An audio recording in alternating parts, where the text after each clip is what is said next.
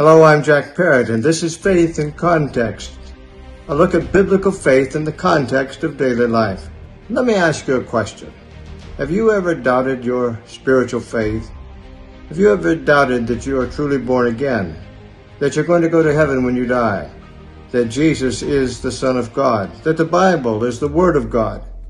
Well, if you're like many Christians, you have doubted at one time or another. Well, in this series, I want to talk about the value of your doubts. So give me 5 minutes, sit back, and let's get started. Here is Dr. Jack Parrott with today's lesson. We've been looking at the topic of spiritual doubt. If you've missed our first lessons, you can pick them up at jackparrott.com. So as I begin today, I want to remind you there's a difference between doubt and disbelief. Don't fall into the trap of thinking that when you start doubting or when you have doubts, you are not a believer. That's a trap. You don't want to go there. Now, let me give you 3 very brief clues of how you can turn those negative doubts into positive beliefs.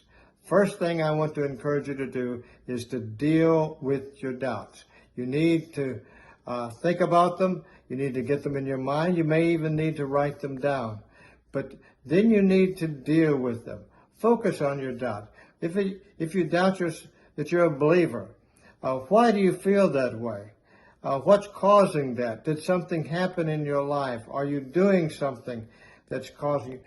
You've got to nail that down, identify it, and then deal with it. For example, if you're doing something that's causing you to doubt your relationship with God or the vitality of your spiritual life, then you need to identify what you're doing and stop doing it.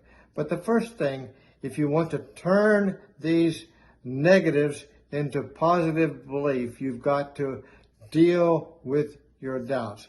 Then secondly, drill down on what you do believe. Emphasize what you're sure about, not your doubts.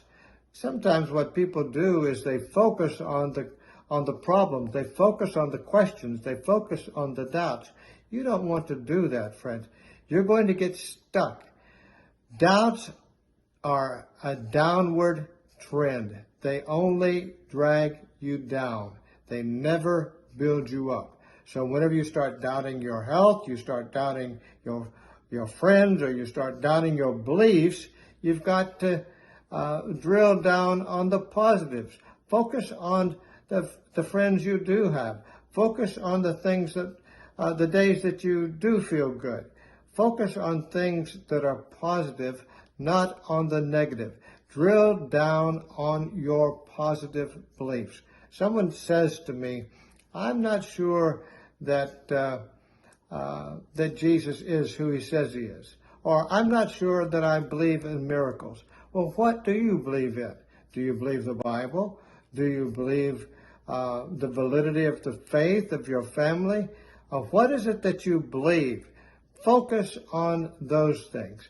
Then number 3, determine that you're going to keep going. You're not going to let your doubts be the end of the road. You're not going to let your problems take you out. You are determined to keep going. The Apostle Paul was thrown into prison more than once.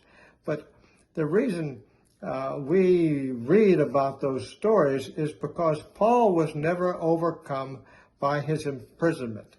As a matter of fact, some of the letters that we have in the New Testament were written when Paul was in prison. Some people would say, man, if I was in prison, I'd be thinking how to get out. We don't ever hear about Paul talking about how can I get out of this fix. What Paul says is, how can God use me in this situation? So determine that whatever your doubts are, whatever your challenges are, you're not going to let them overcome you. You're going to keep going. You're going to ask God to be with you as he gets you through. Jesus makes a marvelous statement. He says, in the world you're going to have doubts, you're going to have tribulations, you're going to have problems. But listen, be encouraged, because I have overcome those doubts, those problems, those challenges, not only in his life, but in your life. So, listen, doubts can have a positive effect in your life. They're going to make you stronger. They can destroy you, but if you will allow God to work in your life, they're going to make you stronger, and you're going to become a stronger person, a better person because of them. That's my prayer for you, and I look forward to seeing you next time. Thank you for watching today.